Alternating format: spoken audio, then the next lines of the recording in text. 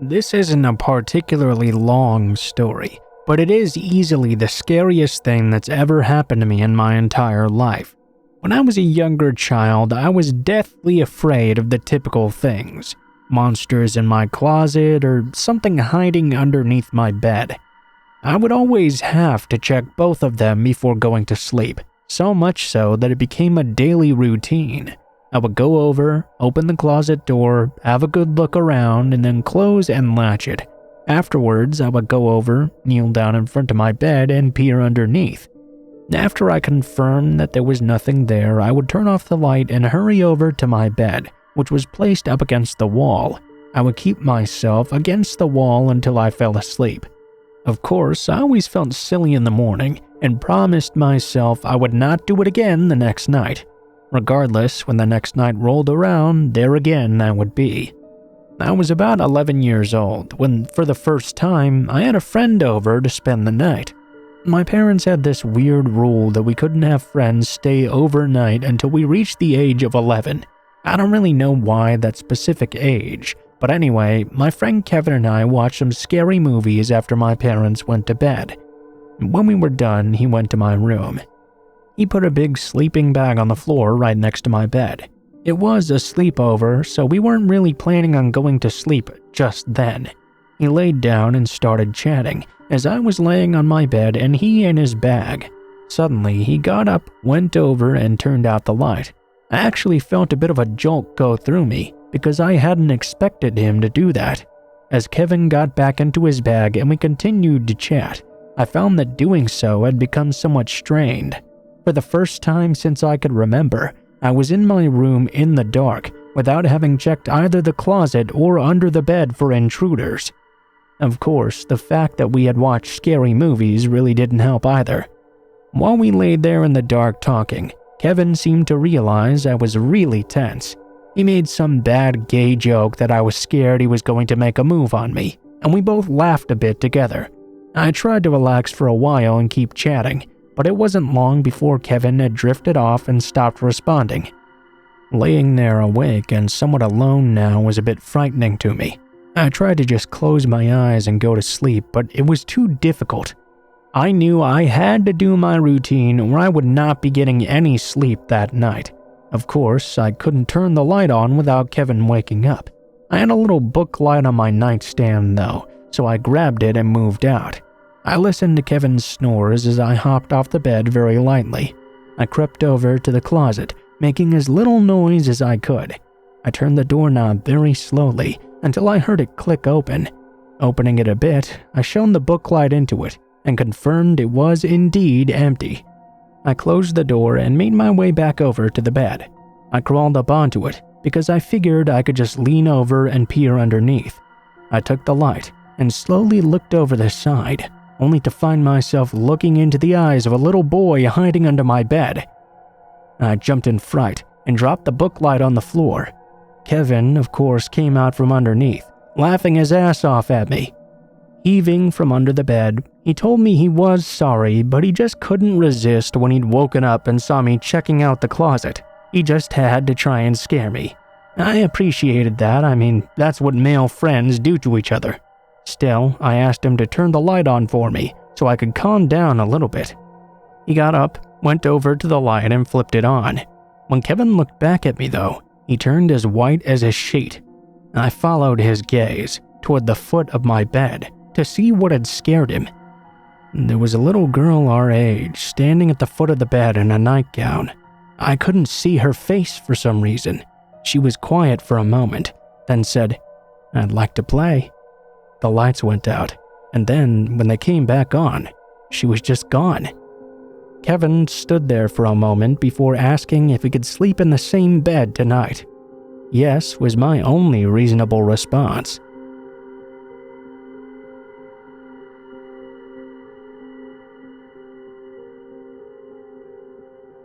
I'd woken up in the middle of the night, but I wasn't quite sure why yet. Not only did I work 12-hour shifts during the day, which obviously weared me out, but I was one of those really deep sleepers, even when my alarm clock would wake me up. It took me a little while to realize that it was indeed my alarm clock going off. Even then, I had a really hard time shaking the grogginess. After a few moments, I realized my daughter was standing on the side of my bed, trying to wake me up apparently. I fumbled around for my glasses, but I couldn't find where they were. Couldn't remember where I'd left them either. She was tugging on my sleeve, so I gave up finding them immediately. My wife was out of town, so I had the whole bed to myself. Somehow, I rolled all the way over onto the other side. I was so exhausted, I didn't want to do anything. I just gave up and asked my daughter what was wrong. "There's a ghost in my room," she told me, fear evident in her voice. If my wife had been home, she would have let her climb into bed with us. I, however, really didn't like that kids have to get over being scared of the dark. That was not going to happen if parents continued to baby them and indulge their fantasies about ghosts and monsters. "Sweetie, there's no such thing as ghosts," I told her. "You need to go back to bed. Daddy has to work in the morning and you can't go to school all tired either." "But there's a ghost in my room, I swear there is," I groaned. I didn't believe this sort of nonsense, and I wasn't happy my daughter was obviously believing it either. I rolled over and managed to pull myself up to a seated position. "Sweetheart, it's not true. Whatever's in your room is just your imagination. Now, go back to bed." My daughter stopped for a moment and seemed to think about what I just said to her. "Okay, Dad, could you at least check my room for me to make sure?" I supposed it would be the best way for me to get back to sleep. "If I check your room out, will you go back to bed?" "I promise," she told me. I hopped up out of bed and went out of my room and into the hallway. I felt like I was almost drunk as I stumbled around. I was so exhausted I could barely even walk straight. The only thing I knew was that when I got back to bed, I might never wake up again with how tired I was. When we got to the room, my daughter jumped into bed and got under the blankets. "Check in the closet, please." Slowly, I made my way over. Grabbing the door, I rolled it open and looked inside. Of course, there was nothing there. I let her know this. She seemed very pleased. "Okay, check under the bed too. Will you go to bed right after I do?" I asked her. She promised, so I staggered over, grabbed the side of the bed to steady myself, and when I had the leverage I needed, I lowered myself down and peeked under the bed. Much like I had expected, there was nothing there. I was about to straighten myself back up when the grogginess started to clear up a little bit, and suddenly I realized something. My daughter had gone with my wife to visit her parents, and I was supposed to be in the house alone. I felt like my heart stopped as I thought back to that character now on the bed. I quickly jumped up to my feet, only to see that no one was there anymore. Nervous now and just a little bit scared, I jumped away. I half expected someone to reach out and grab my leg or something. Shakily, I made my way back to my bedroom. I turned all the lights on because I'll admit, I was pretty scared. I repeated the same routine I'd done in my daughter's room. Checked under my bed, in the closet. I checked everywhere else as well. Nothing to be found. I slept with the light on that night. When my wife got home, I told her what had happened, and she got a pretty good chuckle out of making fun of me. Now, whenever my daughter comes to my room claiming she's seen a ghost or a monster, I just let her crawl into bed with me.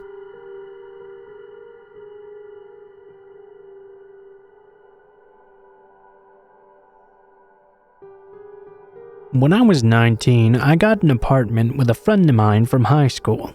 We didn't have that much money, so we didn't have much to put in the apartment either. My parents weren't exactly made of money, and so couldn't really help when I moved out. That was fine though. I didn't expect them or even really want them to help me. The one big mistake I made though, is I should have waited until I could buy a car before I moved out. This happened in northern Illinois, back when Blockbuster Video was still a thing. I bring that up because I worked at a Blockbuster that was a few miles away from the apartment building. Although I could almost always take the bus to get to work, the buses in the area never ran late, so if I happened to be working a night shift, I would have to walk home alone. It wasn't really that bad though. I didn't mind the walk or the cold. The only thing that ever really bothered me was when it rained or snowed. I hated being wet, And even if you have an umbrella, you can't really be walking out in the rain or snow without getting somewhat wet at least. It was mid-December, and I was working a really late shift at the store. We didn't close until 11 p.m.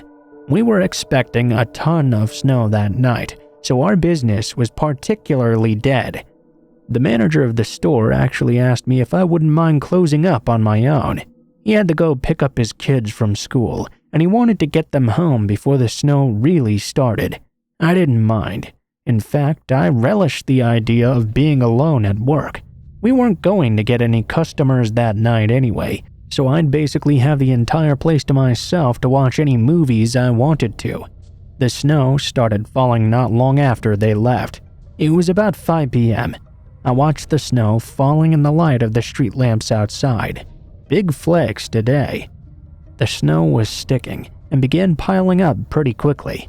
Despite enjoying the fact I was alone in the store, I was beginning to dread the eventual walk home.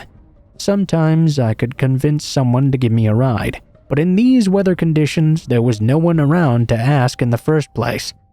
When the snow first began falling, there was a small increase in business. Customers were likely aware they were going to be stuck in the home all evening, wanted some movies to watch. As soon as 6:30 though, it was completely dead inside, and the roads and lot were completely empty as well. I was watching a movie on the display televisions when I heard the buzzer that someone had just come in through the door. They were a somewhat tall and ragged-looking man. Looked a lot like a stereotypical Vietnam vet drifter you might see in an old movie actually. Unshaven, wearing a green jacket with patches, long wild hair being held by a do-rag, and very crazy eyes. He was soaked from coming in from the snow. He tracked in glob drops of snow all over the carpeting, annoying the hell out of me. It became obvious before too long that this man was not going to be renting any movies. He was just trying to come in from the cold. He was moving aisle to aisle, not particularly looking at anything, just trying to make himself seem busy. Every now and again, he'd shoot me a dirty look when he knew I was watching him. It unnerved me a little bit, because I had to watch him. I was the only employee in the store, and it was my job to keep an eye on suspicious people. This guy was really suspicious. When the guy had been in the store for 30 minutes without picking up a single video, as well as going down the same aisles over and over, I finally worked up the nerve to approach him. I was already upset he had tracked in so much snow all over the place. I didn't even get the chance to offer any help though, because right as soon as I walked up to him, before I even got a word out, the man got aggressive. "Oh, you want me to leave your store, huh? I'm not the kind of guy you want in here scaring your other customers away, is that it?" Before I had the chance to answer and tell him I was just offering to help and there was no one else here anyway, the man began to angrily storm through the store. He started knocking over several shelves of videos in a rage, stammering on about things like, "All of you people better fuck off. I just want to watch a movie like everyone else," and mindless random ranting. I couldn't do much. All I could do was watch the man slam the door and disappear into the snow. Took me the rest of the night to clean up after that guy. I had to clean off the video cases he knocked to the floor. They were fallen into the wet snow he'd tracked in. I also had to restock them to the right places. Then I had to go grab a special machine to soak up all the water too. About a half hour before we closed, I'd finally finished cleaning up the mess he'd made.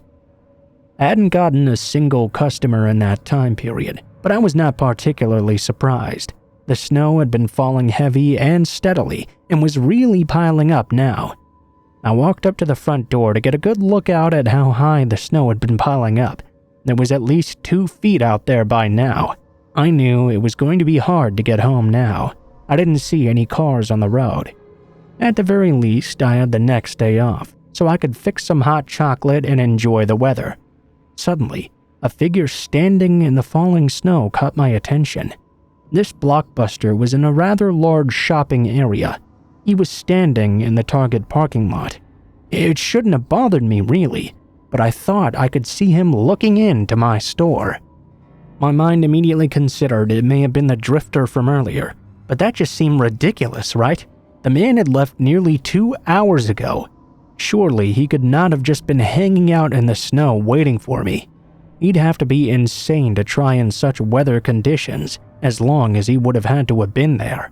I went back to the counter for a few moments, but I just couldn't shake it from my mind. After a few more, I walked back to the door. The man was still standing there, exactly in the same place, and now I could tell he really was looking into my store. I looked at my watch and saw there was only 15 minutes left before I was supposed to close. It seemed most of the other stores in the area had already closed early. I decided it would be a good idea to do so myself. Looking at the guy standing out in the storm, I pulled the door tight and locked it. I couldn't take my drawer out because it wasn't closing time, but I switched the sign to closed, then went to the back room to get a drink. When it hit 11 o'clock, I went back up to get my drawer so I could close it all down. Immediately, when I got to the lobby, I froze. The man from earlier was standing at the front door of the store. As soon as he saw me, he began to pound at the window furiously. "Let me in. I want to rent a video," he yelled at me. He was covered in snow. It was as if he had been standing there for the entire past 2.5 hours and hadn't knocked any snow off of himself. Steeling myself, I called out, "I'm sorry, sir, but we're closed." At that moment, the man went into a complete rage. He grabbed the door handle and began to shake it as much as possible. He was screaming at me, telling me he had been in there before they'd closed, and I needed to let him back in right now so he could rent a video. He kept on pounding on the glass. I can't even describe the fear I felt. I warned him to stop or I'd call the police, but that only made things worse. The man's eyes grew wide and crazed. He began to throw his body against the door, screaming that he was in here before, over and over like a machine. Terrified, I ran for the phone and dialed 911. I told the operator what was going on. The guy was loud enough that it could be heard through the phone itself. She told me they would dispatch a car, but due to the weather, it would take quite a while for them to get there. She advised me to keep an eye on the guy and find something to protect myself with. When I got off the phone, the lunatic was still full throwing his body up against the door. I was terrified, but in a shaky but loud voice, I told him I'd just called the cops. The man stopped in place. A grin slowly formed across his face. He reached into his jacket and pulled out a hunting knife. You know the kind I mean, with the slightly curved blade and the slightly serrated backside. He tapped it against the window. Grabbing the blade with his other hand, he slowly and completely sliced open the palm of his hand, then took his palm and started smearing blood all over the door. Putting the knife back in his jacket, he looked over to me. "I was in here before. I'll be waiting for you on your walk home." He walked off into the snow and disappeared. The police arrived and took a report. I was there for a long time, and they had to call my manager as well. The police had to take the security cameras. It was nearly 1 a.m. by the time I finally got to leave. At least when I did, the police were nice enough to give me a ride home.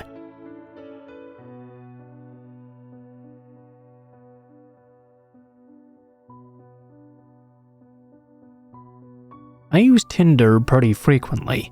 It's usually pretty cool. Just meeting people, chilling, smoking with most of them really. I matched with this one dude named Charlie, and at first he seemed pretty cool. He was really cute and played music as well, which was really appealing to me. I sing and play the piano too. We talked for a little while, and I agreed to meet him at his house. Mistake number 1. Why the fuck did I think it was a good idea to meet a stranger in their own home? I didn't even drive. I took an Uber over. It was a decent ways away, so it was kind of pricey as well. When he buzzed me into the apartment complex, immediately I got this really creepy vibe. I shook it off though. Must have just been nerves. I went up to the 3rd floor and saw him standing at the door. Things were mostly cool at first. We were chilling, smoked a couple of bowls, we were watching a movie together. He made a move on me and I went with it. We went onto the bed and were obviously engaging in some adult activities when out of nowhere, he wrapped his hands around my neck hard. Now, that's all fine and good with me. I can dig that in the right setting, but alone in a stranger's house when he didn't even check to see if it was okay? That was not one of those settings. He was choking me so hard I literally couldn't breathe. I was fairly certain I was even turning blue at this point. I felt like I was about to pass out. He was just relentless. Not only was he asphyxiating me, he got right in my face and started asking me if I was scared. He had this wild look in his eyes, and I could tell he was trying to kill me right now.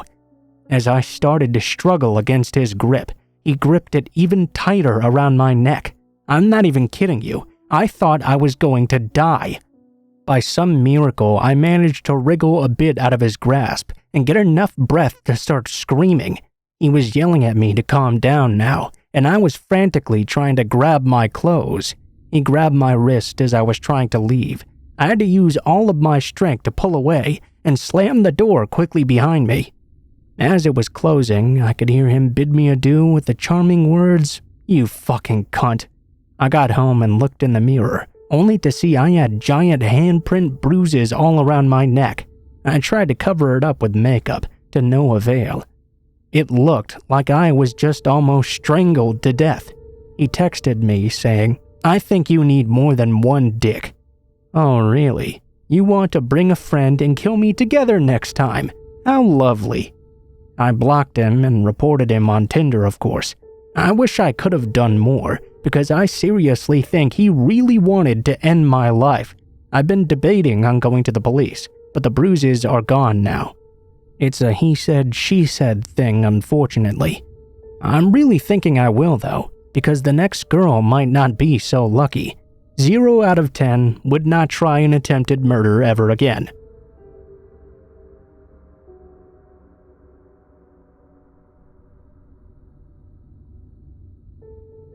This just happened to me today, and I'm still pretty freaked out by it.